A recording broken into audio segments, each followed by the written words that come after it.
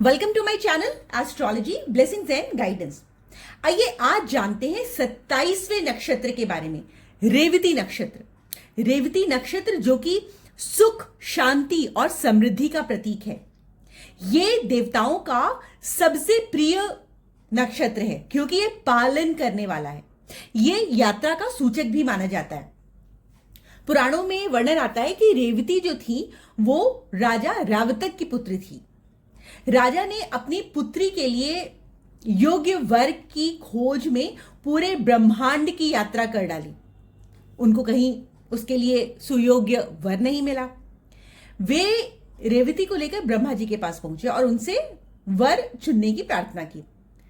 तो ब्रह्मा जी ने कहा कि हे राजन, जब तुम यहां तक पहुंच ही गए हो तो पृथ्वी पर बहुत युग बीत चुके हैं।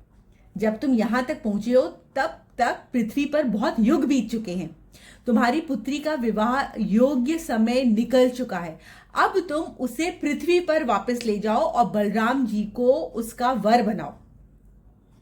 राजा रावतक ने जब रेवती को लेकर बलराम जी के पास पहुंचे और विवाह का प्रस्ताव रखा तो रेवती बहुत ऊंची लंबी थी क्योंकि वो पिछली युगों की कन्या थी। पहले के युगों में लोगों की हाइट बहुत ज्यादा होती थी। इंसान भी 11 फीट 12 फीट के होते थे। अब जैसे जैसे कलयुग पास आता जा रहा है, इंसानों की हाइट भी 6 फीट पे आकर के रुक गई है। 6, 6.5, 7 फीट के अंदर अंदर आकर के रुक गई है। तो उसकी जो हाइट थी बहुत ज्यादा थी क्योंकि वो पिछले युगों की कन्या थी। तो बलराम जी ने अपने हलधर से उसके शरीर को टच किया और उसे वर्तमान युग के हिसाब से छोटा कर दिया। इस प्रकार रेवती का विवाह बलराम जी के साथ हुआ। ये स्टोरी से ये पता चलता है कि रेवती नक्षत्र समय परिवर्तन और उसके हिसाब से एडजस्ट करने का प्रतीक है। परिस्थितियां बदलती हैं परंतु दिव्य कृपा से मनुष्य हर समय में अपने लिए सही पोजीशन अटेन कर सकता है।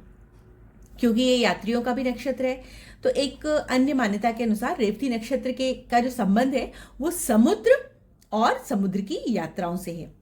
समुद्र मंथन के समय जब देव देवता अमृत और रत्नों को प्राप्त कर रहे थे तब रेवती जो कि बहुत ही ब्यूटीफुल लेडी थी वो एक दिव्य स्त्री के सामने, सबके सामने प्रकट हुई जो यात्रियों और जीवों की पालनहार बनी, उनकी रक्षक बनी। ऐसी देवी बनी जिसको रक्षक देवी कहा जाता है। वो हमेशा उन लोगों की रक्षा करती जो जीवन के सफर में अलग अलग तरह के चैलेंजेस से, प्रॉब्लम से, कठिनाइयों से जूझ रहे होते थे। इस स्टोरी से ये पता चलता है कि रेवती नक्षत्र में जो भी लोग जन्म लेते हैं वो बहुत ही सेंटिमेंटल होते हैं, दयालु होते हैं, सहानुभूति रखते हैं और दूसरों की हेल्प करने वाले होते हैं। दूसरों को सुरक्षित राह पे दिखाना और मार्गदर्शन करने की क्षमता इस नक्षत्र में है क्योंकि ये नक्षत्र जो है वो पोषण का है, करुणा का है, रक्षण का है, सुरक्षा का है। ऐसे लोग अपने आसपास के लोगों से बहुत ही इजीली प्रेम और सहयोग उनको दे देते हैं। इन्हें यात्रा में से गहरा लगाव होता है, संगीत से बहुत डीप अटैचमेंट होता है, कला से, समाज सेवा से ये लोग बहुत इजीली अटैच हो जाते हैं। जैसे रेवती का विवाह बलराम जी के साथ हुआ वैसे ही ये लोग जो होते हैं धार्मिक और आध्यात्मिक मार्ग पर हमेशा बैलेंस बना लेते हैं लाइफ को जीने में। ये जो नक्षत्र है इसकी जो दिशा है वो पूर्व दिशा है। पूर्व दिशा की ओर मुख करके यदि इस नक्षत्र का जाप किया जाए तो इससे रिलेटेड यदि आपको अपनी लाइफ में चैलेंजेस आ रहे हैं तो आप उनको हरा करके अपनी लाइफ को सुगम बना सकते हैं।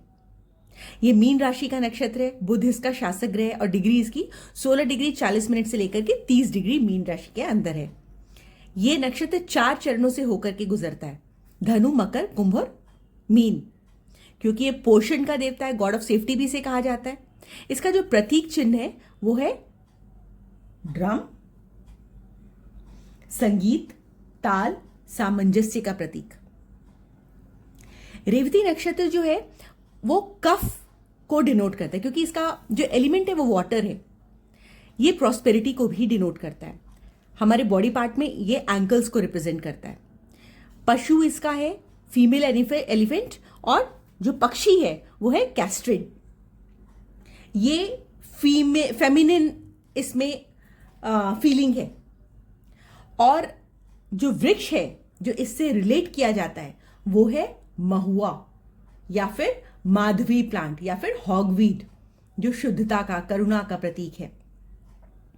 यदि करियर की बात की जाए तो यदि ये लोग अपने आप को सिक्योरिटी कंपनी से लिंक कर लेंगे, गाइड बनेंगे, मैन्युफैक्चरिंग ऑफ सेफ्टी गियर्स ऐसे एरिया से संबंध रखेंगे, बॉडीगार्ड्स बनेंगे, केयर टेकर्स बनेंगे, फॉस्टर पेरेंट्स बनेंगे, तो ये लोग अपनी लाइफ में बहुत अच्छा काम कर सकते हैं। जब भी इन लोगों को यात्रा, परिवहन, पर्यटन, वेकेशन, कहीं घूमना फिरना, किसी भी प्रकार का ट्रैवलिंग एरिया से इनका लिंक होगा तो इनको लाइफ में बहुत सक्सेस मिलती है, क्योंकि ये उस नक्षत्र का पॉजिटिव यूटिलाइजेशन करती है, क्योंकि उनका जन्म उस नक्षत्र में हुआ है। काउंसलिंग, टीचिंग, एजुकेशन, समाज सेवा, आध्यात्मिक गुरु बनके, हीलर बनके, ज्योतिषी बनके ये लोग बहुत अच्छा परफॉर्म कर लेते हैं। इन लोग को लाइफ में ज्यादा चैलेंजेस फेस नहीं करने पड़ते। यदि ये लोग फॉरेन कंट्रीज से जुड़ी एक्टिविटीज करें या फिर उससे रिलेटेड बिजनेस करें, इंपोर्ट एक्सपोर्ट का बिजनेस करें, तो भी इनको बहुत बेनिफिट्स होते हैं। ये नक्षत्र जीवन की अंतिम यात्रा का प्रतीक है। ये बताता है कि जीवन का असली उद्देश्य मटेरियलिस्टिक कंफर्ट्स में, मटेरियलिज्म के पीछे भागने में नहीं है, बल्कि कोऑपरेट करने में है, प्रेम को स्प्रेड करने में, करुणा और आध्यात्मिकता को अपनाने में है।